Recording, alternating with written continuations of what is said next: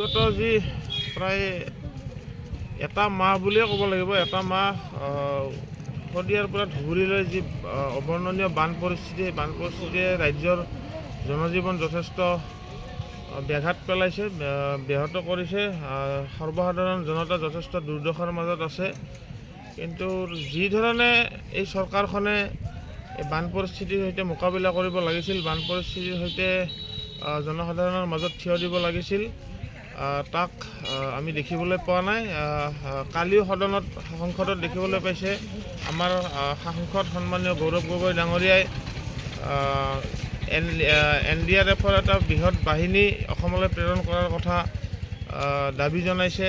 লগতে প্ৰধানমন্ত্ৰীক বান পৰিস্থিতি পৰ্যবেক্ষণ কৰিবলৈ অহাৰ কথা দাবী জনাইছে। কিন্তু আমি দেখিবলৈ পাইছোঁ বিগত সময়ত বিহাৰ হওক, কাশ্মীৰ হওক বা অন্যান্য ৰাজ্যসমূহত যেতিয়া ভয়ানক বান পৰিস্থিতি হয়, তেতিয়া প্ৰধানমন্ত্ৰীগৰাকীয়ে দৌৰি যায় বা বিভিন্ন ধৰণে এই বান পৰিস্থিতিৰ খবৰ ল'বলৈ যায়। কিন্তু উত্তৰ পূব বা অসমত এনেকুৱা ধৰণৰ দুৰ্যোগ এটা যদি হয়, কেতিয়াও আমি প্ৰধানমন্ত্ৰীগৰাকীক দেখিবলৈ নাপাওঁ। কেৱল মাত্ৰ নিৰ্বাচনী সভা, ৰোড শ্ব' এইবিলাকতহে তেখেতক দেখিবলৈ পোৱা যায়। কিন্তু এই উত্তৰ পূৰ্বৰ বা অসমৰ জনসাধাৰণ যেতিয়া জনজীৱন বিপদাপন্ন হয়, সেই সময়ত প্ৰধানমন্ত্ৰীগৰাকী আমি বিচাৰি নাপাওঁ। যেতিয়া মণিপুৰৰ ঘটনা হৈছিল, তেতিয়াও আমি দেখিবলৈ পাইছিলোঁ এদিনৰ কাৰণে এটা সামান্য প্ৰতিক্ৰিয়া প্ৰকাশ নকৰিলে প্ৰধানমন্ত্ৰীগৰাকী। গতিকে এইবাৰো মই বৰ বেছি আশা কৰা নাই যে এই চৰকাৰখন বা এই প্ৰধানমন্ত্ৰীগৰাকীয়ে এই বান পৰিস্থিতিৰ সৈতে মোকাবিলা কৰাৰ কাৰণে কিবা ধৰণৰ পদক্ষেপ গ্ৰহণ কৰিব।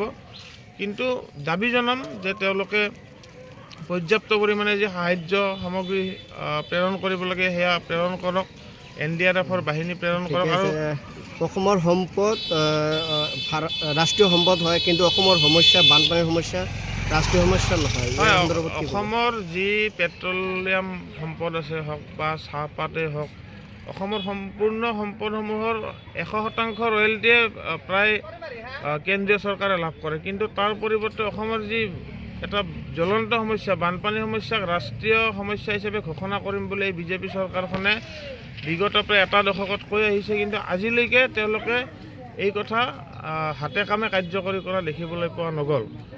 আৰু তেওঁলোকৰ কাৰণ হ'ল উত্তৰ পূবৰ পৰা কেৱল বিজেপিক ভোট লাগে, ভোটৰ বাহিৰে তেওঁলোকে অন্যান্য কথা তেওঁলোকে চিন্তা নকৰে। নিৰ্বাচনৰ সময়ত তেওঁলোকৰ নেতা পালি নেতাসকলক আপোনালোকে ঠিকেই দেখিবলৈ পাব। আৰু অসমৰ কথাটো ক'বলৈ হ'ল, অসমত যিসকল মন্ত্ৰী আছে, জলসম্পদ মন্ত্ৰীৰ পৰা আৰম্ভ কৰি সকলো মন্ত্ৰীৰতো নিজৰ হাতত কোনো ক্ষমতা বোলা বস্তুৱে নাই। মুখ্যমন্ত্ৰীয়ে সৰ্বা। ইয়াত আন মন্ত্ৰীসকলক মুখ্যমন্ত্ৰীয়ে কেৱল ক্ষমতাটো কেবিনেট মন্ত্ৰীৰ মৰ্যাদা দি পিকনিক খাবৰ কাৰণে এৰি দিছে। তেওঁলোকে ক্ষমতা উপভোগ কৰি আছে, কিন্তু কাৰ্যক্ষেত্ৰত যিমান কাম কৰিব লাগে সেই কামখিনি কিন্তু কেৱল মুখ্যমন্ত্ৰীগৰাকীয়েহে কৰে। গতিকে বৰ বেছি আশা এই চৰকাৰখনৰ পৰা কৰা নাযায়। আৰু তাৰ যদি